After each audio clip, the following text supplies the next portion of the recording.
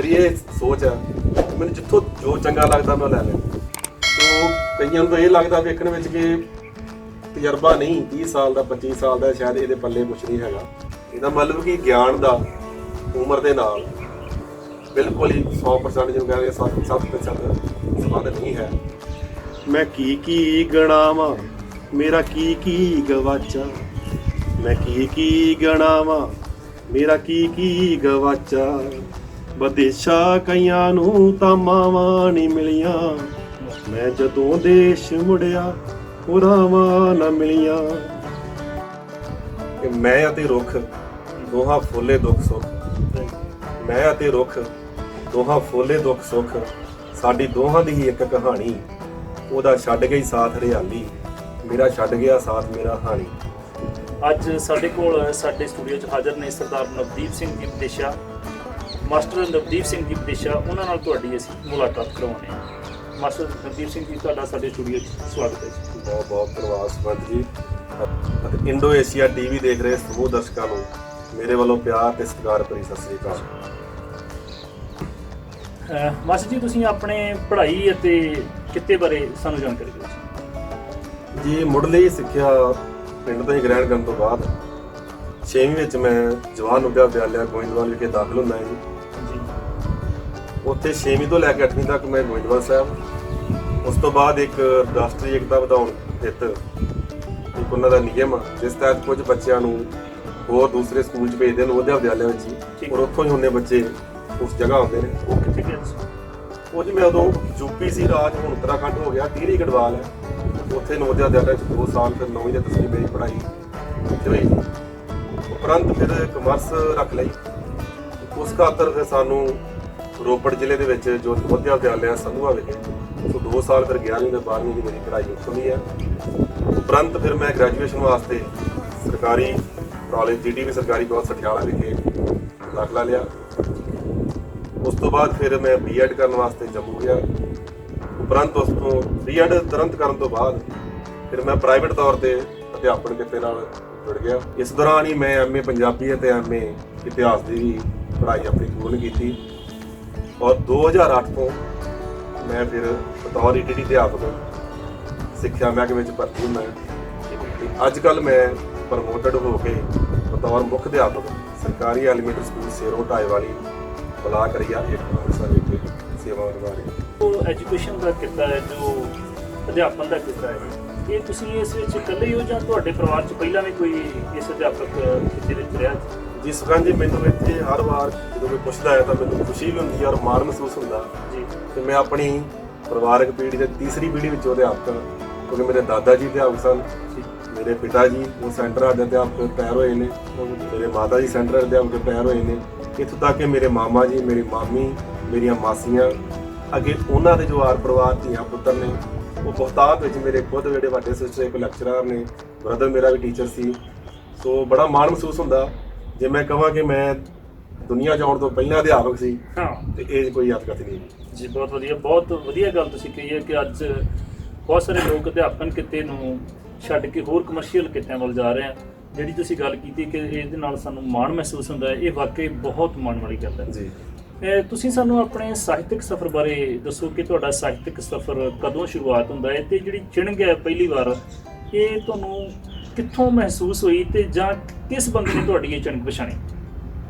ਜੀ ਸੁਖਾਨ ਜੀ, ਇਹ ਵੀ ਜਦੋਂ ਹੋਸਟਲ ਲਾਈਫ ਸ਼ੁਰੂ ਹੁੰਦੀ ਹੈ ਤੇ ਮੇਰੇ ਖਿਆਲ ਨਾਲ ਘਰ ਤੋਂ ਟੁੱਟਣਾ 10-12 ਸਾਲ ਦੀ ਉਮਰ 'ਚ ਉਹ ਕਿਤੇ ਨਾ ਕਿਤੇ ਕਹਿੰਦੇ ਦੁਖਾਂਤ 'ਚੋਂ ਹੀ ਉਪਜਦਾ।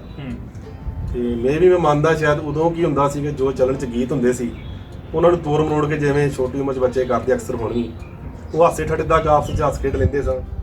ਜੇ ਕੁਛ ਲਿਖਿਆ ਵੀ ਤਾਂ ਕਦੀ ਸਾਂਭਿਆ ਕੁਛ ਨਹੀਂ।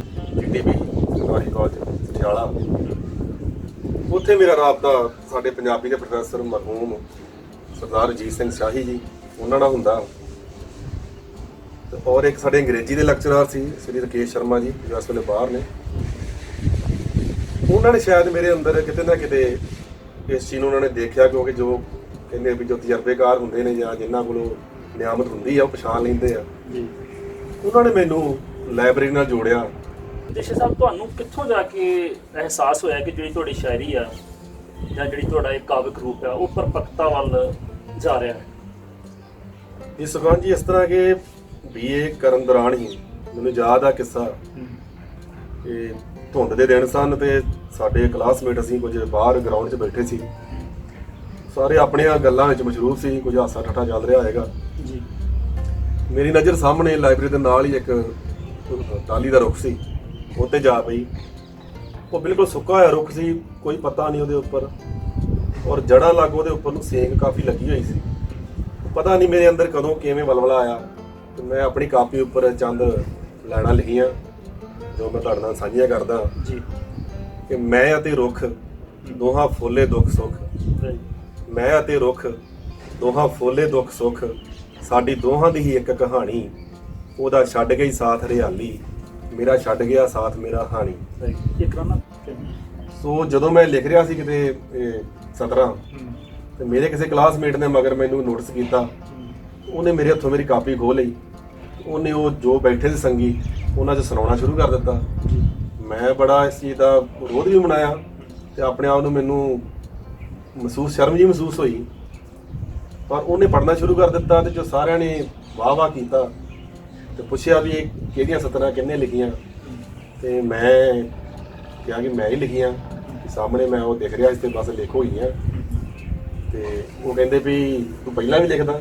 ਮੈਂ ਬੜੀ ਮਾਣ ਮਹਿਸੂਸ ਕਰਦਾ ਬਾਬੇ ਬਕਾਲੇ ਦੀ ਧਰਤੀ ਨੂੰ ਪ੍ਰਣਾਮ ਕਰਦਾ, ਜਿਹਨੇ ਬੜੇ ਬੜੇ ਸੋਹਣੇ ਉੱਥੋਂ ਖੂਬਸੂਰਤ ਰਾਈਟਰ ਜਿਹੜੇ ਆ ਬੜੀ ਰਖੀਤਾ ਔਰ ਜ਼ਮੀਨ 'ਚ ਜਿਹਨੇ ਸਾਡੇ ਪੰਜਾਬ ਦੀ ਝੋਲੀ 'ਚ ਪਾਏ ਆ।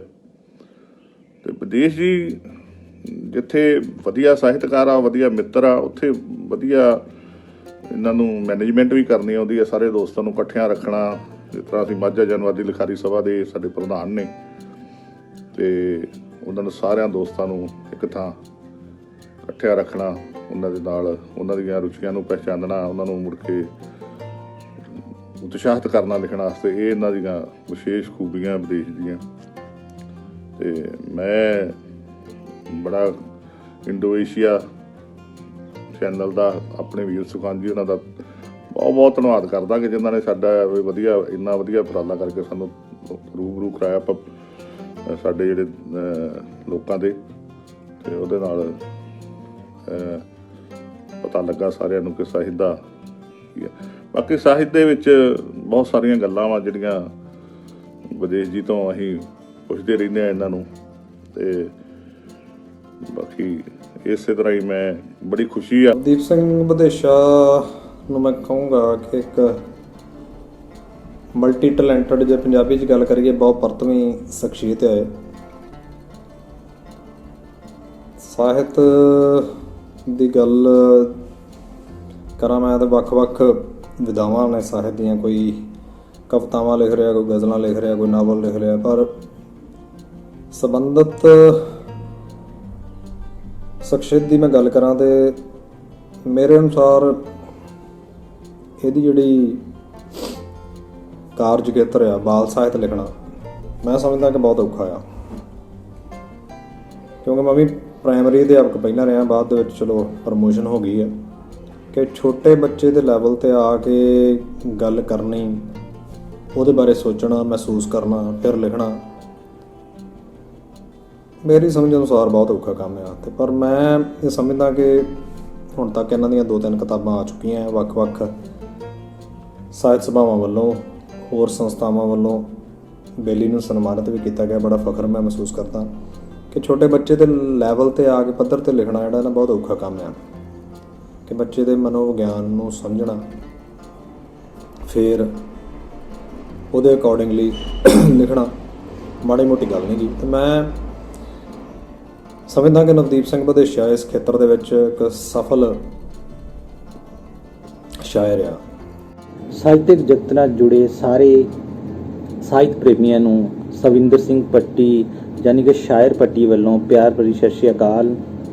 ਨਵਦੀਪ ਸਿੰਘ ਵਿਦੇਸ਼ਾ ਮੇਰਾ ਸੋਹਣਾ ਵੀਰ, ਉਹਦੀ ਤਾਰੀਫ ਲਈ ਜਿੰਨੇ ਵੀ ਸ਼ਬਦ ਕਹੇ ਜਾਣ ਬਹੁਤ ਛੋਟੇ ਨੇ, ਪਰ ਫਿਰ ਵੀ ਇੱਕ ਸ਼ੇਰ ਕਹਿਣ ਜਾ ਰਿਹਾ, ਸ਼ਾਇਦ ਵੀਰ ਦੀ ਸ਼ਖਸੀਅਤ ਨੂੰ ਪੇਸ਼ ਕਰ ਸਕੇ ਕਿ ਸਾਡੀ ਜਾਨ ਵਿਦੇਸ਼ਾ, ਸਾਡਾ ਈਮਾਨ ਵਿਦੇਸ਼ਾ, ਕੰਮ ਕਰਦਾ ਹੈ ਬੜੇ ਮਹਾਨ ਵਿਦੇਸ਼ਾ, ਸਾਡੀ ਜਾਨ ਵਿਦੇਸ਼ਾ, ਸਾਡਾ ਈਮਾਨ ਵਿਦੇਸ਼ਾ, ਕੰਮ ਕਰਦਾ ਹੈ ਬੜੇ ਮਹਾਨ ਵਿਦੇਸ਼ਾ, ਮਿੱਟੀ ਚੱਕ ਕੇ ਰੂੜੀ ਵਾਲੀਓ ਅਸਮਾਨਾਂ ਦੇ ਨਾਲ ਲਾਉਂਦਾ ਹੈ, ਪਰ ਕਦੇ ਜਤਾਉਂਦਾ ਨਹੀਂ ਅਹਿਸਾਨ ਵਿਦੇਸ਼ਾ, ਪਰ ਕਦੇ ਜਤਾਉਂਦਾ ਨਹੀਂ ਅਹਿਸਾਨ ਵਿਦੇਸ਼ਾ।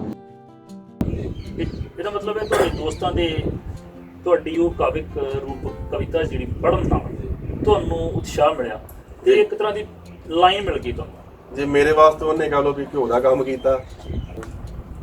ਤੁਸੀਂ ਆਪਣੀਆਂ ਸਾਹਿਤਕ ਸਭਾਵਾਂ, ਆਪਣੀਆਂ ਸਾਹਿਤਕ ਰਚਨਾਵਾਂ ਦੇ ਪਲੇਟਫਾਰਮ ਲਈ ਆਪਣੀਆਂ ਸਾਹਿਤਕ ਜੀ ਸੁਖਾਨ ਜੀ 2003 ਵਿੱਚ ਮੇਰੀ ਬੀਐਡ ਹੁੰਦੀ ਆ।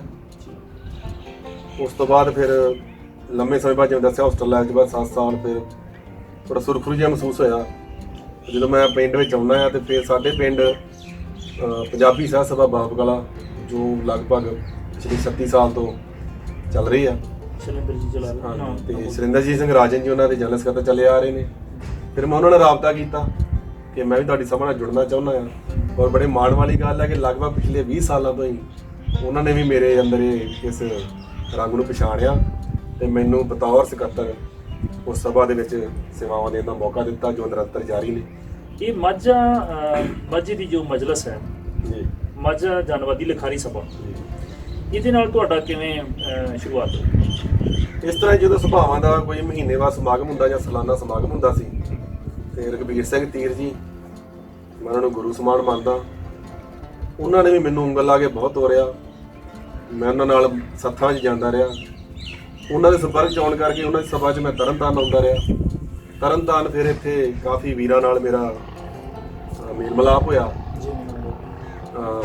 ਭਾਜੀ ਕੀਰਤ ਪ੍ਰਤਾਪ ਪੰਨੂ ਜੀ, ਹਰਦਰਸ਼ਨ ਕਮਲ, ਰਾਜਨ, ਵਿੰਨੀ, ਕਾਲਾ, ਲਗਭਗ ਜਦ ਕਿ ਜਿਹੜੇ ਮੇਰੇ ਇੱਕ ਦੋ ਨੂੰ ਛੱਡ ਕੇ ਬਾਕੀ ਮੇਰੀ ਉਮਰ ਤੋਂ ਛੋਟੇ ਨੇ, ਯਾਨੀ ਕਿ ਨੌਜਵਾਨ ਵਰਗ। ਠੀਕ ਹੈ ਜੀ। ਉਹ ਜਦੋਂ ਐਵੇਂ ਹੀ ਮਹੀਨੇ ਬਾਅਦ ਜਾਂ ਸਾਲ ਬਾਅਦ ਆਦਾ ਕੋਈ ਨਾ ਕੋਈ ਮੇਲ ਹੁੰਦਾ ਰਿਹਾ, ਔਰ ਇੱਕ ਲੋੜ ਮਹਿਸੂਸ ਕੀਤੀ ਕਿ ਨੌਜਵਾਨਾਂ ਨੂੰ ਇੱਕ ਵੱਖਰਾ ਆਪਣਾ ਮੰਚ ਤਿਆਰ ਕਰਨਾ ਚਾਹੀਦਾ ਤੇ ਤਾਂ ਜੋ ਨਵੀਆਂ ਕਲਮਾਂ ਜਿਹੜੀਆਂ ਉਹਨਾਂ ਨੂੰ ਆਪਾਂ ਅੱਗੇ ਲਿਆ ਸਕੀਏ।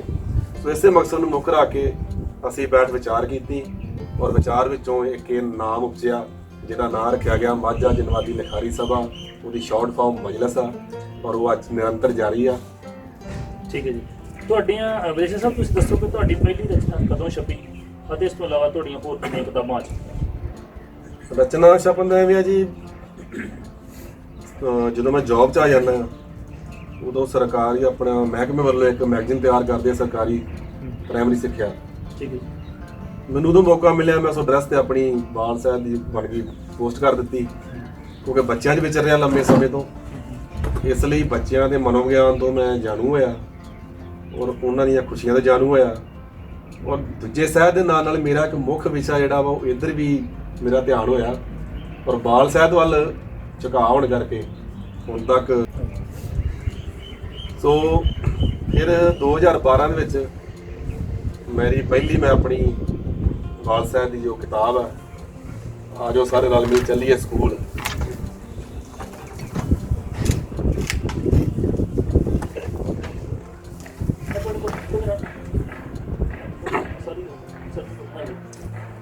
ਸੋ 2012 ਦੇ ਵਿੱਚ ਮੇਰੀ ਪਹਿਲੀ ਕਿਤਾਬ ਮੈਂ ਛਪਵਾਈ ਆ ਜੋ ਸਾਰੇ ਰਲ ਮਿਲ ਚੱਲੀਏ ਸਕੂਲ ਜੀ। ਇਹ ਕਿਤਾਬ ਮਸ਼ਹੂਰ ਬਾਲ ਗਾਇਕ ਜਿਹਨੂੰ ਕਹਿ ਦਿੰਦੇ ਨੇ ਸ਼੍ਰੋਮਣੀ ਸਾਹਿਤਕਾਰ ਅਵਾਰਡ ਜੇਤੂ ਕਮਲ ਜੀ ਨੀਲੋ ਜੀ, ਜਿਨ੍ਹਾਂ ਨੂੰ ਬਚਪਨ ਸੁਣਦੇ ਰਹੇ ਆ, ਸੌਂ ਜਾ ਬੱਬੂਆ ਮਾਣੋ ਮਿਲੀ ਆਈ ਆ।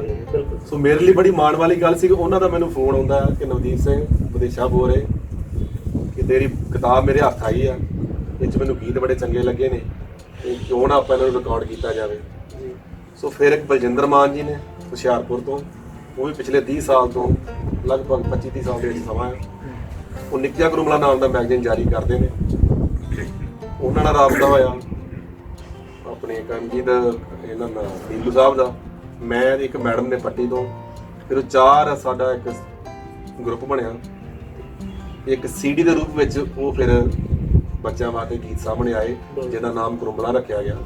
ਜੇ ਆਪਾਂ ਅੱਜ ਦੀ ਡੇਟ 'ਚ ਗੱਲ ਕਰਦੇ ਹਾਂ, ਅੱਜ ਦੇ ਯੁੱਗ 'ਚ ਗੱਲ ਕਰਦੇ ਹਾਂ ਸਾਹਿਤ ਸਭਾਵਾਂ ਦੇ ਮਾਣ ਸਨਮਾਨ, ਜਿੱਥੋਂ ਤੱਕ ਕਈ ਵਾਰੀ ਇਹ ਕੀ ਹੁੰਦਾ ਹੈ ਕਿ ਬਹੁਤ ਸਾਰੇ ਯੋਗ ਕਵੀਆਂ ਨੂੰ ਵੀ ਉਹਨਾਂ ਦਾ ਯੋਗ ਕਮੀਆਂ ਨੂੰ, ਯੋਗ ਲਿਖਾਰੀਆਂ ਨੂੰ ਸਹਿਤ ਸਭਾਵਾਂ ਵੱਲੋਂ ਜਾਂ ਸਰਕਾਰ ਵੱਲੋਂ ਮਾਨ ਸਨਮਾਨ ਨਹੀਂ ਦਿੱਤਾ ਜਾਂਦਾ। ਤੁਸੀਂ ਇਸ ਸੰਬੰਧ ਵਿੱਚ ਕੀ ਕਹਿਣਾ ਚਾਹੁੰਦੇ ਹੋ? ਦੇਖੋ ਜੀ, ਮੈਂ ਵੇਖਾਂ ਤੇ ਇੱਕ ਸ਼ਬਦ ਰਾਜਨੀਤੀ ਅਕਸਰ ਹੀ ਅਸੀਂ ਸੁਣਦੇ ਰੋਜ਼ ਸੋਚ ਲੈਂਦੇ ਹਾਂ, ਉਹ ਹਰ ਖੇਤਰ ਵਿੱਚ ਪਾਇਆ ਜਾ ਰਿਹਾ। ਸੋ ਕਈਆਂ ਨੂੰ ਤਾਂ ਇਹ ਲੱਗਦਾ ਵੇਖਣ ਵਿੱਚ ਕਿ ਤਜਰਬਾ ਨਹੀਂ, 30 ਸਾਲ ਦਾ 25 ਸਾਲ ਦਾ ਸ਼ਾਇਦ ਇਹਦੇ ਪੱਲੇ ਕੁਝ ਨਹੀਂ ਹੈਗਾ, ਜਦ ਕਿ ਜੋ ਇਹ ਲਗਨ ਆ ਜਾਂ ਚਾਹਤ ਆ ਕਿਸੇ ਉਮਰ 'ਚ ਹੀ ਹੋ ਸਕਦੀ ਆ। ਇਹਦਾ ਮਤਲਬ ਕਿ ਗਿਆਨ ਦਾ ਉਮਰ ਦੇ ਨਾਲ ਬਿਲਕੁਲ ਹੀ 100% ਜੋ ਕਹਿੰਦੇ 7% ਸੰਬੰਧ ਨਹੀਂ ਹੈ। ਤੁਹਾਡੀਆਂ ਇੰਨੀਆਂ ਵਧੀਆ ਰਚਨਾਵਾਂ ਛਪ ਚੁੱਕੀਆਂ ਨੇ ਬਾਲ ਸਾਹਿਤ ਦੇ ਉੱਪਰ, ਅਤੇ ਬਾਲ ਸਾਹਿਤ ਲਈ ਤੁਹਾਡੀਆਂ ਬਹੁਤ ਸਾਰੀਆਂ ਕਵਿਤਾਵਾਂ ਛਪ ਚੁੱਕੀਆਂ ਨੇ, ਵੱਖ-ਵੱਖ ਮੈਗਜ਼ੀਨਾਂ 'ਚ ਆਉਂਦੀਆਂ ਨੇ, ਅਖਬਾਰਾਂ 'ਚ ਆਉਂਦੀਆਂ ਨੇ। ਇਸ ਤੋਂ ਇਲਾਵਾ ਤੁਸੀਂ ਹੋਰ ਕਿਹੜੀ ਤੁਹਾਡੀ ਕਿਤਾਬ ਹੈ ਜਿਹੜੀ ਚਰਚਾ ਦਾ ਵਿਸ਼ਾ ਬਣੀ? ਇਸ ਤੋਂ ਇਲਾਵਾ ਜੀ ਵੱਖ-ਵੱਖ ਸਭਾਵਾਂ ਵੱਲੋਂ ਸਮੇਂ-ਸਮੇਂ ਤੇ ਸਾਂਝੇ ਕਾਵਿ ਸੰਗ੍ਰਹਿ ਜਾਰੀ ਹੁੰਦੇ ਰਹੇ ਨੇ, ਜਿਨ੍ਹਾਂ ਵਿੱਚ ਸਾਡੇ ਪੰਜਾਬੀ ਸਾਹਿਤ ਸਭਾ ਬਾਬਾ ਬਕਾਲਾ ਸਾਹਿਬ ਤੋਂ ਵੀ 3 ਕਾਵਿ ਸੰਗ੍ਰਹਿ ਨੇ, ਕਲਮਾਂ ਦੀ ਲੋਅ, ਕਲਮਾਂ ਦਾ ਕਾਫਲਾ, ਕਪੂਰਥਲਾ ਸਿਰਜਣਾ ਕੇਂਦਰ ਜਿੱਥੇ ਮੈਂ ਉੱਥੇ ਵੀ ਜੀਵਨ ਭਰ ਮੈਂਬਰ ਹਾਂ, ਸਿਰਜਣਾ ਦੀ ਲੋਅ, ਸਾਹਿਤਕ ਪਿੰਡ ਡਡਾਲਾ ਉਹਨਾਂ ਦਾ ਕਾਵਿ ਸੰਗ੍ਰਹਿ ਆ, ਤਰਨਤਾਰਨ ਤੀਰ ਸਾਹਿਬ ਦੀ ਸਭਾ ਵੱਲੋਂ ਸੀ ਉਡਾਨ, ਮਾਨ ਸਰੋਵਰ ਦੇ ਹੰਸ। ਇਸ ਤੋਂ ਇਲਾਵਾ ਡਾਕਟਰ ਜੋਗਿੰਦਰ ਸਿੰਘ ਹੁਣਾਂ ਨੇ ਮਾਝੇ ਦੇ ਮੋਤੀ ਕਰਕੇ ਇੱਕ ਲਿਖਾਰੀ ਕੋਸ਼ ਛਾਪਿਆ, ਉਹ ਵੀ ਮੇਰੇ ਲਈ ਬੜੀ ਮਾਣ ਵਾਲੀ ਗੱਲ ਕਿ ਉਹਦੇ ਵਿੱਚ ਮੈਨੂੰ ਜਗ੍ਹਾ ਮਿਲੀ। ਔਰ ਇੱਕ ਮੈਡਮ ਰਮੇਸ਼ ਕੌਰ ਜੋਧੇ ਵੱਲੋਂ ਮਾਝੇ ਦੇ ਮਾਨਕ ਮੋਤੀ, ਉਸ ਵਿੱਚ ਵੀ ਮੇਰਾ ਇੱਕ ਰੇਖਾ ਚਿੱਤਰ ਜੋ ਹੈ ਸ਼ਾਮਲ ਆ। ਜੇ ਗੱਲ ਕਰਦੇ ਆਪਾਂ ਸਾਹਿਤਕ ਸਟੇਜਾਂ ਦੀ, ਸਾਹਿਤਕ ਸਟੇਜਾਂ ਤੋਂ ਇਲਾਵਾ ਤੁਹਾਨੂੰ ਹੋਰ ਕਿੱਥੇ ਪਰਫਾਰਮ ਕਰਨ ਦਾ ਮੌਕਾ ਮਿਲਿਆ? ਜੀ ਸੁਖਵੰਤ ਜੀ, ਸਾਹਿਤਕ ਸਟੇਜਾਂ ਤੋਂ ਇਲਾਵਾ ਕਿਉਂਕਿ ਤੁਹਾਨੂੰ ਦੱਸਿਆ ਅਧਿਆਪਕ ਆ, ਉਹ ਸਾਡੇ ਜਦੋਂ ਵੀ ਕਿਤੇ ਕੋਈ ਪ੍ਰੋਗਰਾਮ, ਕੋਈ ਸਮਾਗਮ ਹੁੰਦਾ ਹੈ ਸਾਲਾਨਾ, ਸੋ ਸਾਡੇ ਸਕੂਲਾਂ ਦੇ ਵਿੱਚ ਜਿਵੇਂ ਸਾਹਿਤਕ ਸਮਾਗਮ ਹੁੰਦੇ ਨੇ, ਸਾਲਾਨਾ ਸਮਾਗਮ ਹੁੰਦੇ ਨੇ, ਤਾਂ ਮੈਨੂੰ ਬੜਾ ਮਾਣ ਨਾਲ ਉਹ ਬੁਲਾਉਂਦੇ ਨੇ। ਔਰ ਜਿੱਥੇ ਮੈਂ ਆਪਣੀਆਂ ਵੰਨਗੀਆਂ ਕੁਝ ਪੇਸ਼ ਕਰਦਾ ਹਾਂ, ਉੱਥੇ ਮੈਨੂੰ ਜੱਜ ਦੀ ਭੂਮਿਕਾ ਤੌਰ ਤੇ ਬੁਲਾਉਂਦੇ ਨੇ। ਇਨਪੁਟ ਨਾਟ ਮੰਚ ਹੈ ਬਿਆਸ ਹੰਸਾ ਸਿੰਘ ਜੀ ਦਾ, ਬਹੁਤ ਉੱਘੇ ਕਲਾਕਾਰ ਨੇ, ਉਹ ਹਰ ਸਾਲ ਮੈਨੂੰ ਸੱਦਦੇ ਨੇ। ਉੱਥੇ ਜੋ ਵੀ ਬੱਚਿਆਂ ਵਾਸਤੇ ਬਾਲ ਮੇਲਾ ਲੱਗਦਾ ਹੈ, ਉਸ ਨੂੰ ਬਤੌਰ ਜੱਜ ਸੇਵਾਵਾਂ ਸੌਂਪਦੇ ਨੇ। ਇਸ ਤੋਂ ਇਲਾਵਾ ਪਿਛਲੇ ਸਮੇਂ 'ਚ ਜਲੰਧਰ ਦੂਰਦਰਸ਼ਨ ਤੇ ਨਵੀਆਂ ਕਲਮਾਂ ਇੱਕ ਪ੍ਰੋਗਰਾਮ ਆਉਂਦਾ ਰਿਹਾ, ਜਿਹਦੇ ਵਿੱਚ ਮੈਨੂੰ ਮੇਰੀ ਇੰਟਰਵਿਊ ਹੋਈ ਹੈ, ਉਹ ਵੀ ਮਾਣ ਵਾਲੀ ਗੱਲ ਹੈ। ਇਸ ਤੋਂ ਇਲਾਵਾ ਆਲ ਇੰਡੀਆ ਰੇਡੀਓ ਤੇ ਵੀ ਮੈਂ 1-2 ਵਾਰ ਆਪਣੀ ਰਚਨਾਵਾਂ ਪੇਸ਼ ਕਰਕੇ ਆ ਚੁੱਕਾ ਹਾਂ।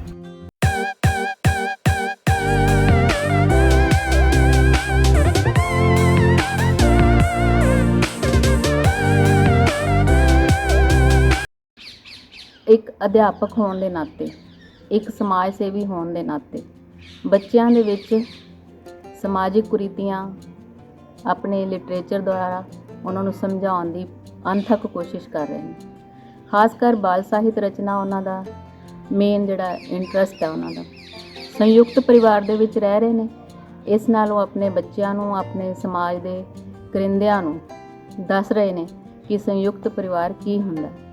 ਸਾਰਾ ਪਰਿਵਾਰ ਅਧਿਆਪਨ ਕਾਰਜ ਵਿੱਚ ਲੱਗਾ ਹੋਇਆ, ਸਮਾਜ ਨੂੰ ਸੇਧ ਦੇ ਰਿਹਾ। ਬਹੁਤ ਵਧੀਆ ਇੱਕ ਇਨਸਾਨ ਨਵਦੀਪ ਸਿੰਘ ਬੱਦੇਸ਼ਾਹ ਜੀ, ਬਿਲਕੁਲ ਵਧਾਈ ਦੇ ਪਾਤਰ ਨੇ ਜੀ।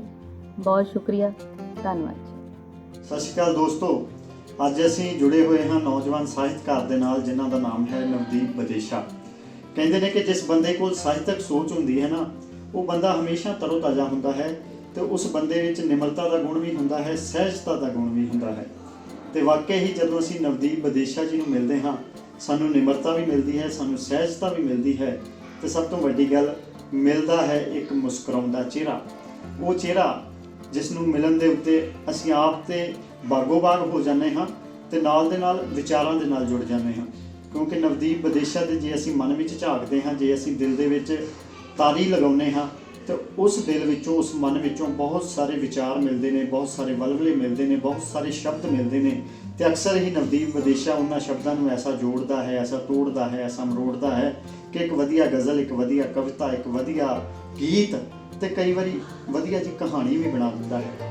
ਅਕਸਰ ਸੋਸ਼ਲ ਸਾਈਟਸ ਤੋਂ ਲੈ ਕੇ ਵੱਖ-ਵੱਖ ਸਾਹਿਤਕ ਸਭਾਵਾਂ ਦੇ ਵਿੱਚ ਜੁੜਿਆ ਹੁੰਦਾ ਹੈ ਨਵਦੀਪ ਬੱਦੇਸ਼ਾਹ, ਜੋ ਇੱਕ ਸਾਡੇ ਸਾਹਮਣੇ ਐਸਾ ਰਾਹ ਬਣਾ ਦਿੰਦਾ ਹੈ ਆਪਣੇ ਸ਼ਬਦਾਂ ਦੇ ਨਾਲ, ਆਪਣੇ ਵਿਚਾਰਾਂ ਦੇ ਨਾਲ, ਕਿ ਸਾਨੂੰ ਮਜਬੂਰ ਕਰ ਦਿੰਦਾ ਹੈ ਕਿ ਅਸੀਂ ਉਹਨਾਂ ਰਾਹਾਂ ਦੇ ਉੱਤੇ ਚੱਲੀਏ। ਜੇ ਅਸੀਂ ਆਪਣੇ ਪੰਜਾਬ ਨੂੰ ਬਚਾਉਣਾ ਹੈ, ਆਪਣੀ ਪੰਜਾਬੀ ਨੂੰ ਬਚਾਉਣਾ ਹੈ, ਆਪਣੀ ਪੰਜਾਬੀਅਤ ਨੂੰ ਬਚਾਉਣਾ ਹੈ, ਆਪਣੇ ਸਾਹਿਤ ਨੂੰ ਬਚਾਉਣਾ ਹੈ, ਆਪਣੇ ਸੱਭਿਆਚਾਰ ਨੂੰ ਬਚਾਉਣਾ ਹੈ, ਆਪਣੀ ਸੱਭਿਅਤਾ ਨੂੰ ਬਚਾਉਣਾ ਹੈ।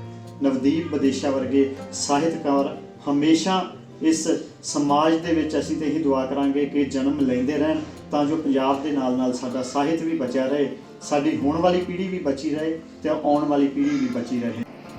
ਬਤੌਰ ਅਧਿਆਪਕ ਇੱਕ ਬਹੁਤ ਹੀ ਇਮਾਨਦਾਰ ਤੇ ਕਿੱਤੇ ਪ੍ਰਤੀ ਵਫਾਦਾਰ ਅਧਿਆਪਕ ਹਨ। ਇੱਥੇ ਬਸ ਨਹੀਂ, ਇਹ ਅਧਿਆਪਕ ਹੋਣ ਦੇ ਨਾਲ ਨਾਲ ਇੱਕ ਚੰਗੇ ਸਮਾਜ ਸੇਵਕ ਵੀ ਹਨ। ਚੰਗੇ ਸਮਾਜ ਸੇਵਕ, ਚੰਗੇ ਅਧਿਆਪਕ ਹੋਣ ਦੇ ਨਾਲ ਇੱਕ ਚੰਗੇ ਲਿਖਾਰੀ ਵੀ ਹਨ। ਇਹਨਾਂ ਨੇ ਬਾਲ ਸਾਹਿਤ ਦੀਆਂ 3 ਕਿਤਾਬਾਂ ਪਾਠਕਾਂ ਦੀ ਝੋਲੀ ਪਾਈਆਂ ਹਨ। ਮੈਂ ਅਰਦਾਸ ਕਰਦੀ ਹਾਂ ਕਿ ਨਵਦੀਪ ਸਿੰਘ ਵਿਦੇਸ਼ਾ ਜੀ ਹੋਰ ਤਰੱਕੀ ਕਰਨ ਤੇ ਪੰਜਾਬੀ ਮਾਂ ਬੋਲੀ ਦੀ ਇਸੇ ਤਰ੍ਹਾਂ ਸੇਵਾ ਕਰਦੇ ਰਹਿਣ ਤੇ ਹੋਰ ਕਿਤਾਬਾਂ ਪਾਠਕਾਂ ਦੀ। ਇਸ ਤੋਂ ਇਲਾਵਾ ਤੁਸੀਂ ਆਪਣੇ ਸਾਹਿਤਕ ਜੀਵਨ ਵਿੱਚ ਹੋਏ ਮਾਨ ਸਨਮਾਨ ਦੀ ਗੱਲ ਵੀ ਸਾਡੇ ਦਰਸ਼ਕਾਂ ਨਾਲ ਜ਼ਰੂਰ ਸਾਂਝੀ ਕਰੋ। ਜੀ, ਜਿਵੇਂ ਤੁਹਾਨੂੰ ਦੱਸਿਆ ਕਿ 2012 'ਚ ਮੈਂ ਪਹਿਲੀ ਆਪਣੀ ਬਾਲ ਸਾਹਿਤ ਦੀ ਪੁਸਤਕ ਸਾਹਮਣੇ ਲਿਆਂਦੀ, ਤਾਂ ਸਭ ਤੋਂ ਪਹਿਲਾਂ ਮੇਰੇ ਮਹਿਕਮੇ ਵੱਲੋਂ ਹੀ ਮੈਨੂੰ ਬਲਾਕ ਲੈਵਲ ਤੇ ਇਸ ਕਾਰਜ ਲਈ ਵਿਸ਼ੇਸ਼ ਤੌਰ ਤੇ ਸਨਮਾਨਿਤ ਕੀਤਾ ਗਿਆ। ਉਸ ਸਮੇਂ ਦੇ ਪੀਓ ਸਾਹਿਬਾਨ ਵੱਲੋਂ, ਉਸ ਸਮੇਂ ਦੇ ਡੀਓ ਸਾਹਿਬਾਨ ਵੱਲੋਂ। ਉਸ ਤੋਂ ਇਲਾਵਾ ਬਾਲ ਸਾਹਿਤ ਦੇ ਕਰਕੇ ਹੀ ਮੈਨੂੰ 2 ਸਾਲ ਪਹਿਲਾਂ ਕਰੁੰਬਲਾ, ਜੋ ਤੁਹਾਨੂੰ ਦੱਸਿਆ ਬਲਜਿੰਦਰ ਮਾਨ ਜੀ ਹੋਣਾ ਵੱਲੋਂ ਚਲਾਇਆ ਜਾ ਰਿਹਾ, ਉਹਨਾਂ ਵੱਲੋਂ ਸ਼੍ਰੋਮਣੀ ਬਾਲ ਸਾਹਿਤ ਲੇਖਕ ਦੇ ਤੌਰ ਤੇ ਵੀ ਮੈਨੂੰ ਮਾਨ ਸਨਮਾਨ ਮਿਲਿਆ। ਇਸ ਤੋਂ ਇਲਾਵਾ ਮੇਰੇ ਆਪਣੇ ਵਿਭਾਗ ਵੱਲੋਂ ਸਿੱਖਿਆ ਖੇਤਰ 'ਚ, ਸਾਹਿਤ ਖੇਤਰ 'ਚ ਤੇ ਸਮਾਜ ਖੇਤਰ ਵਿੱਚ ਸੇਵਾਵਾਂ ਨਿਭਾਉਣ ਬਦਲੇ 3-4 ਵਾਰ ਮੈਨੂੰ ਜ਼ਿਲ੍ਹਾ ਪੱਧਰ ਤੇ ਉੱਤਮ ਅਧਿਆਪਕ ਵਜੋਂ ਸਨਮਾਨਿਆ ਜਾ ਚੁੱਕਾ। ਮੈਂ ਲਾਇਨ ਕਲੱਬ ਨਾਲ ਵੀ ਬੜੇ ਲੰਬੇ ਸਮੇਂ ਤੋਂ ਜੁੜਿਆ ਆ ਰਿਹਾ, ਸੋ ਸਮਾਜ ਸੇਵਾ ਬਦਲੇ ਮੈਨੂੰ ਲਾਇਨ ਕਲੱਬ ਵੱਲੋਂ ਵੀ ਕਾਫੀ ਵਾਰ ਮਾਨ ਸਨਮਾਨ ਕੀਤਾ ਗਿਆ। ਜਿੱਥੋਂ ਤੱਕ ਗੱਲ ਕਰਦੇ ਹਾਂ ਆਪਾਂ ਬਾਲ ਸਾਹਿਤ ਦੀ, ਤੁਸੀਂ ਬਾਲ ਸਾਹਿਤ ਲਿਖਦੇ ਵੀ ਹੋ, ਤੁਹਾਡੇ ਅਖਬਾਰਾਂ 'ਚ ਆਰਟੀਕਲ ਵੀ ਛਪਦੇ ਨੇ, ਤੁਹਾਡੀਆਂ ਕਿਤਾਬਾਂ ਵੀ ਆਈਆਂ ਹੋਈਆਂ ਨੇ। ਬਾਲ ਸਾਹਿਤ ਦੇ ਤੌਰ ਤੇ ਤੁਹਾਡਾ ਸਭ ਤੋਂ ਪਹਿਲਾਂ ਪਾਠਕ ਕੌਣ ਹੁੰਦਾ ਹੈ? ਤੁਹਾਡੀਆਂ ਰਚਨਾਵਾਂ ਨੂੰ ਸਭ ਤੋਂ ਪਹਿਲਾਂ ਕੌਣ ਘੋਖਦਾ ਹੈ? ਬਹੁਤ ਵਧੀਆ ਤੁਸੀਂ ਇਹ ਪ੍ਰਸ਼ਨ ਕੀਤਾ ਜੀ। ਬਾਲ ਸਾਹਿਤ ਦਾ ਸਭ ਤੋਂ ਪਹਿਲਾ ਪਾਠਕ ਮੈਂ ਖੁਦ ਹੁੰਦਾ ਜੀ। ਉਸ ਤੋਂ ਬਾਅਦ ਮੇਰੀ ਹੁਣ ਬੇਟੀ, ਉਹ ਸਾਰੀਆਂ ਮੇਰੀਆਂ ਕਿਤਾਬਾਂ ਪੜ੍ਹਦੀ ਹੈ ਜੀ। ਮੇਰੀ ਬੇਟੀ ਨਮਨਦੀਪ ਕੌਰ, ਕਿਉਂਕਿ ਹੁਣ ਉਹ 4th ਕਲਾਸ ਹੋ ਚੁੱਕੀ ਹੈ ਤੇ ਉਹ ਪੰਜਾਬੀ ਬਖੂਬੀ ਪੜ੍ਹਦੀ ਹੈ, ਉਹ ਜ਼ਰੂਰ ਮੇਰੀਆਂ ਕਿਤਾਬਾਂ ਪੜ੍ਹਦੀ ਆ। ਮੇਰੀ ਧਰਮ ਪਤਨੀ ਕਿਰਨਦੀਪ ਕੌਰ ਜੀ, ਮੇਰੇ ਪਰਿਵਾਰ ਵਾਲੇ ਸਾਰੇ। ਪਰ ਸਭ ਤੋਂ ਵੱਡਾ ਜੇਕਰ ਮੈਂ ਕੋਈ ਇਸ ਕੰਮ ਵਿੱਚ ਯੋਗਦਾਨ ਸਮਝਦਾ, ਉਹ ਮੇਰੇ ਬੱਚੇ। ਮੈਂ ਸਕੂਲ 'ਚ ਜਾ ਕੇ ਉਹਨਾਂ ਨੂੰ ਜਦੋਂ ਬਾਲ ਸਭਾ ਲੱਗਦੀਆਂ ਨੇ, ਉਹਨਾਂ 'ਚ ਗੁਣਗੁਣਾਉਣਾ ਆ, ਮਗਰ ਬੁਲਾਉਣਾ ਆ, ਤੇ ਬੱਚੇ ਬਹੁਤ ਸਹਿਜੇ ਸਿੱਖ ਲੈਂਦੇ ਨੇ। ਫਿਰ ਮੈਂ ਉਹਨਾਂ ਦੀ ਰਿਕਾਰਡਿੰਗ ਵੀ ਕਰਦਾ, ਆਪਣੇ ਕੋਲ ਰੱਖਦਾ ਆ, ਤੇ ਫਿਰ ਮੈਨੂੰ ਮਹਿਸੂਸ ਹੁੰਦਾ ਕਿ ਮੈਂ ਉਸ ਵਿੱਚ ਕਾਮਯਾਬ ਹੋਇਆ ਜਾਂ ਨਹੀਂ ਹੋਇਆ। ਬਹੁਤ ਵਧੀਆ। ਇਸ ਤੋਂ ਇਲਾਵਾ ਭਵਿੱਖ ਵਿੱਚ ਤੁਸੀਂ ਕਿਹੋ ਜਿਹੇ ਉਪਰਾਲੇ ਕਰਨ ਦੀ ਯੋਜਨਾ ਬਣਾ ਚੁੱਕੇ ਹੋ? ਇਸ ਵਾਰ ਜੀ ਭਵਿੱਖ ਵਿੱਚ ਇਸ ਤਰ੍ਹਾਂ ਕਿ ਮੇਰੀਆਂ 3 ਬਾਲ ਸਾਹਿਤ ਦੀਆਂ ਪੁਸਤਕਾਂ ਹੋਰ ਖੜਾ ਤਿਆਰ ਆ। ਜੇ ਲਾਕਡਾਊਨ ਨਾ ਹੁੰਦਾ ਤਾਂ ਸ਼ਾਇਦ ਉਹ ਹੱਥਾਂ 'ਚ ਵੀ ਆ ਜਾਂਦੀਆਂ। ਇੱਕ ਆਪਣੀ ਗਜ਼ਲਾਂ, ਕਵਿਤਾਵਾਂ, ਗੀਤਾਂ ਦੀ ਕਿਤਾਬ ਵੀ ਬਹੁਤ ਜਲਦ ਪਾਉਣ ਦਾ ਮੇਰਾ ਮਨ ਹੈ। ਤੁਹਾਡੀਆਂ ਬਾਲ ਸਾਹਿਤ ਤੋਂ ਇਲਾਵਾ ਜਿਹੜੀਆਂ ਬਾਕੀ ਗਜ਼ਲਾਂ ਜਾਂ ਕਵਿਤਾਵਾਂ ਨੇ, ਉਹਨਾਂ ਦਾ ਮੁੱਖ ਵਿਸ਼ਾ ਕੀ ਰਹਿੰਦਾ ਹੈ? ਉਹਨਾਂ ਦਾ ਮੁੱਖ ਵਿਸ਼ਾ ਸਮਾਜਿਕ ਸਰੋਕਾਰ ਹੀ ਨੇ। ਇੱਕ ਲਿਖਾਰੀ ਆ, ਲਿਖਾਰੀ ਦਾ ਜਿਹੜਾ ਸੋਚ ਦਾ ਦਾਇਰਾ ਕਹਿੰਦੇ ਆ, ਜਿੱਥੇ ਨਾ ਪਹੁੰਚੇ ਰਵੀ ਉੱਥੇ ਪਹੁੰਚੇ ਕਵੀ। ਸੋ ਅਸੀਂ ਹਰ ਨੁਕਤੇ ਤੇ ਕਲਮ ਜਮਾਉਂਦੇ ਆ ਜੀ। ਸੋ ਜਦੋਂ ਆਸ-ਪਾਸ ਕੁਝ ਘਟਨਾਵਾਂ ਘਟਦੀਆਂ ਨੇ, ਕੁਝ ਸੁਣਦੇ ਆ, ਜਦੋਂ ਸਾਡੇ ਜ਼ਿਹਨ ਦੇ ਵਿੱਚੋਂ ਕਿਤੇ ਨਾ ਕਿਤੇ ਦਸਤਕ ਦਿੰਦੀਆਂ ਰਹਿੰਦੀਆਂ ਨੇ, ਫਿਰ ਜਦੋਂ ਕਿਤੇ ਮਨ ਦੁਨਿਆਵੀ ਕੰਮਾਂ ਦਾ ਸੁਰਖਰੂ ਹੁੰਦਾ, ਉਹ ਫਿਰ ਸ਼ਬਦਾਂ ਦਾ ਰੂਪ ਲੈ ਕੇ ਕਾਗਜ਼ ਤੋਂ ਉਕਰਨੀਆਂ ਸ਼ੁਰੂ ਹੋ ਜਾਂਦੀਆਂ ਨੇ।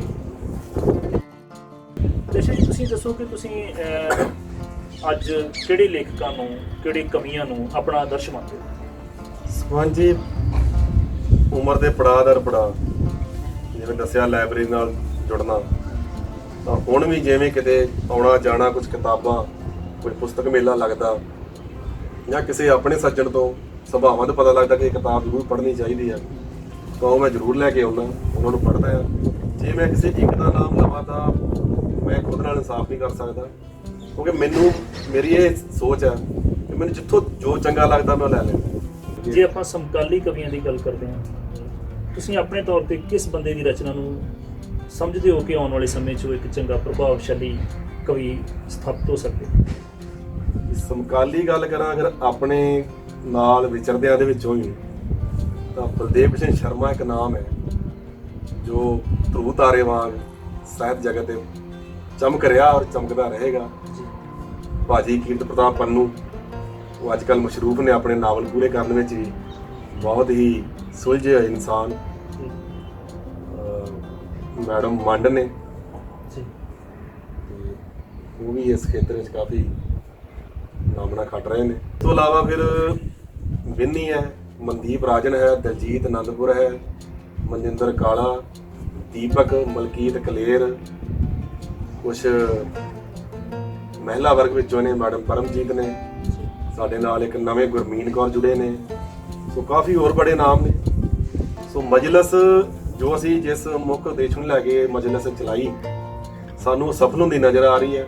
ਸਾਡੇ ਸਭ ਵੀਰ ਭਰਾ ਭੈਣਾਂ ਨਾਲ ਸਹਿਯੋਗ ਨਾਲ ਨਵੇਂ ਤੋਂ ਨਵਾਂ ਰੋਜ਼ ਸਾਡੇ ਨਾਲ ਨਵਾਂ ਚਿਹਰਾ, ਨਵੀਂ ਕਲਮ, ਨਵੀਂ ਸੋਚ ਜੁੜ ਰਹੀ ਹੈ ਔਰ ਸਾਨੂੰ ਆਸ ਆ ਕਿ ਬਹੁਤ ਜਲਦੀ ਸਾਡੀ ਇਹ ਮਿਹਨਤ ਰੰਗ ਲਿਆਵੇਗੀ ਔਰ ਸਾਡੀ ਮਜਲਿਸ ਪੰਜਾਬ ਪੱਧਰ ਤੇ ਦੁਨੀਆ ਪੱਧਰ ਤੇ ਇੱਕ ਮਿਸਾਲ ਪੇਸ਼ ਕਰੇਗੀ। ਤੇ ਅੱਜ ਤੁਹਾਡੇ ਨਾਲ ਗੱਲਬਾਤ ਕਰਕੇ ਬਹੁਤ ਮਾਣ ਮਹਿਸੂਸ ਹੋਇਆ ਕਿ ਅੱਜ ਦੇ ਯੁੱਗ ਦੇ ਵਿੱਚ ਖਾਸ ਕਰਕੇ ਬੱਚਿਆਂ ਲਈ ਸਾਹਿਤ ਲਿਖਣ ਵਾਲੇ ਬਹੁਤ ਘੱਟ ਲਿਖਦੇ।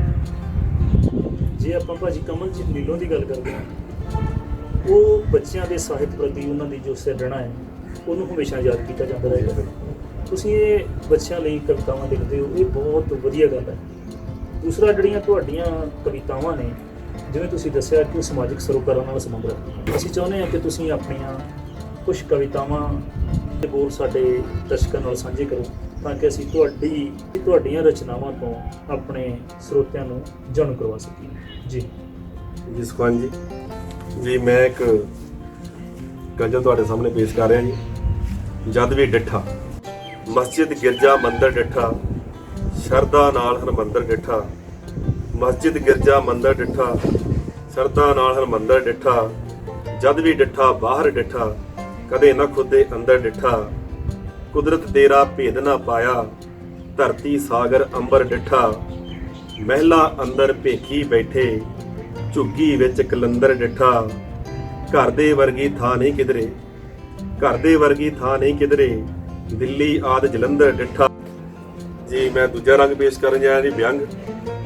ਹਾਕਮ ਬੁੱਲੇ ਲੁੱਟ ਰਹੇ ਨੇ, ਦੇਸ਼ ਦੀ ਜਖਣਾ ਪੁੱਟ ਰਹੇ ਨੇ, ਨੇਤਾ ਕਰ ਕਰ ਵੱਡੇ ਘਪਲੇ, ਨਾਲ ਆਸਾਨੀ ਛੁੱਟ ਰਹੇ ਨੇ, ਹੱਕਾਂ ਦੀ ਗੱਲ ਜੋ ਵੀ ਕਰਦਾ ਉਸ ਨੂੰ ਅੱਗਿਓਂ ਕੁੱਟ ਰਹੇ ਨੇ, ਸੱਚ ਦੇ ਮਾਰਗ ਜੋ ਵੀ ਚੱਲਦਾ ਉਹ ਜੇਲ੍ਹਾਂ ਵਿੱਚ ਸੁੱਟ ਰਹੇ ਨੇ, ਚੋਰ ਤੇ ਕੁੱਤੀ ਦੋਵੇਂ ਰਲ ਕੇ ਪੱਕੇ ਬਣੋ ਜੁੱਟ ਗਏ ਨੇ, ਨਸ਼ਿਆਂ ਦੇ ਵਿੱਚ ਰੁਲੀ ਜਵਾਨੀ, ਘਰ ਘਰ ਚੂੜੇ ਟੁੱਟ ਰਹੇ ਨੇ।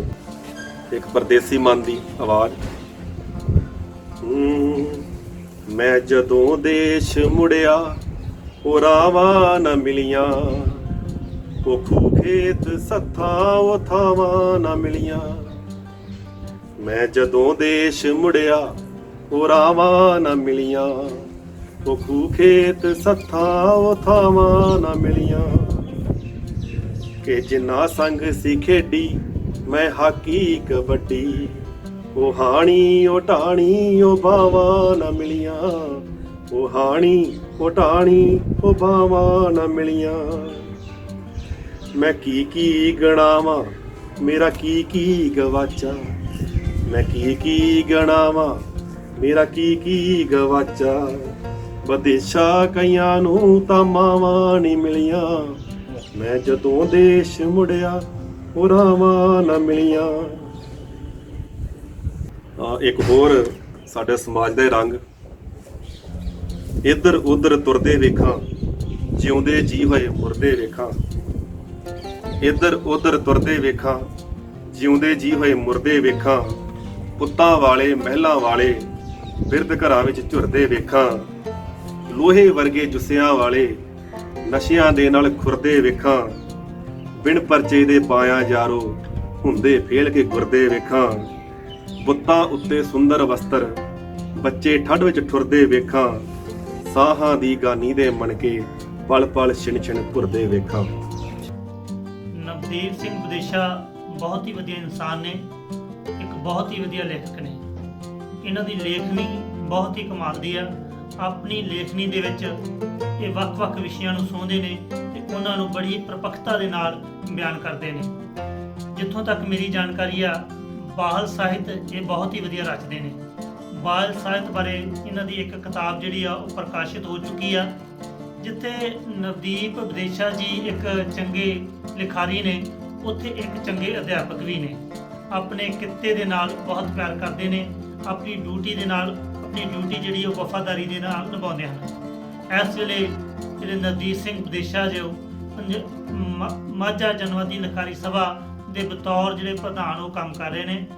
ਬਾਬਾ ਜੀ ਅੱਗੇ ਅਰਦਾਸ ਬੇਨਤੀ ਹੈ ਕਿ ਇਸੇ ਤਰ੍ਹਾਂ ਹੀ ਆਪਣੀਆਂ ਲਿਖਤਾਂ ਦੇ ਨਾਲ, ਆਪਣੀਆਂ ਰਚਨਾਵਾਂ ਦੇ ਨਾਲ ਸਰੋਤਿਆਂ ਨੂੰ ਜਿਹੜੀ ਉਹ ਸੇਧ ਦਿੰਦੇ ਰਹਿਣ। ਨਵਦੀਪ ਸਿੰਘ ਵਿਦੇਸ਼ਾ ਇੱਕ ਨਾਮ ਨਹੀਂ, ਇੱਕ ਚੱਲਦੀ ਫਿਰਦੀ ਕਵਿਤਾ ਦਾ ਨਾਮ ਹੈ ਨਵਦੀਪ ਸਿੰਘ ਵਿਦੇਸ਼ਾ। ਬੇਬਾਕ, ਮੂੰਹ ਤੇ ਗੱਲ ਕਹਿਣ ਵਾਲਾ, ਬਹੁਤ ਹੀ ਸੁਹਿਰਦ ਲੇਖਕ, ਜੋ ਮੂੰਹ ਤੇ ਉਹ ਦਿਲ 'ਚ। ਬਾਲ ਸਾਹਿਤ ਦੇ ਵਿੱਚ ਕਮਲ ਜੀ ਨੀਲੋਂ ਤੋਂ ਬਾਅਦ ਜੇ ਮੇਰਾ ਮਨਪਸੰਦ ਲੇਖਕ ਹੈ ਤੇ ਨਵਦੀਪ ਸਿੰਘ ਵਿਦੇਸ਼ਾ। ਬੱਚਿਆਂ ਲਈ ਬਹੁਤ ਵਧੀਆ ਕਵਿਤਾਵਾਂ ਦਾ ਸਿਰਜਣਹਾਰ ਹੈ ਉਹ। ਰੱਬ ਕਰੇ ਚੜ੍ਹਦੀਆਂ ਕਲਾ 'ਚ ਰਹੇ ਹਮੇਸ਼ਾ। ਆਮੀਨ। ਬਾਲ ਸਾਹਿਤ ਤੇ ਸਿੱਖਿਆ ਦੇ ਖੇਤਰ 'ਚ ਨਵਦੀਪ ਸਿੰਘ ਵਿਦੇਸ਼ਾ ਦਾ ਨਾਮ ਉਹ ਨਾਂ ਹੈ ਜਿਸ ਨੇ ਬਾਲ ਵੰਨਗੀਆਂ, ਬਾਲ ਕਵਿਤਾਵਾਂ, बाल गीत और कहानियाँ इस प्रकार सिरजियां ने कि वो कहानियाँ, वो बाल कवितावां बाल मन के तुर अंदर तक ले जाती। अजिही रचना करने वास्ते कवि कोल कला का होना बहुत जरूरी है। वो कोमल कला जिस कला के नाल बाल मन तृप्त होता है।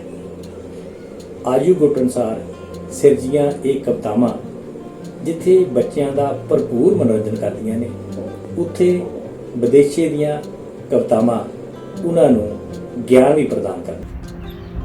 एक मादा भ्रूण हत्या बारे कविता पेश कर रहा जी। मेरे अंदर दी मैनू पुछदी कुड़ी, मेरे अंदर दी मैनू पुछदी कुड़ी, क्यों मेरे लिए दुनिया ते ममता थोड़ी। पुत जम्मण ते खुशियां मनाइयां, सब साकां ने दित्तियां ਵਧਾਈਆਂ, पर मेरे लिए रौनक क्यों ना जुड़ी। मेरे अंदर दी मैनू पुछदी कुड़ी। ਉਹ ਰੱਬ ਦਿਓ ਬੰਦਿਓ ਕੁਝ ਕਰ ਲੋ ਹੋਸ਼, ਮੇਰੇ ਜੰਮਣ ਵਿੱਚ ਮੇਰਾ ਕੀ ਦੋਸ਼। ਮੈਂ ਤਾਂ ਹਾਂ ਵਾਂ ਕਿਸਮਤ ਕੁੜੀ, ਮੇਰੇ ਅੰਦਰ ਦੀ ਮੈਨੂੰ ਪੁੱਛਦੀ ਕੁੜੀ। ਕਈ ਜਨਮ ਤੋਂ ਪਹਿਲਾਂ ਮਾਰ ਦਿੰਦੇ ਨੇ, ਕਈ ਵਿਆਹੁਣ ਤੋਂ ਮਗਰੋਂ ਸਾੜ ਦਿੰਦੇ ਨੇ।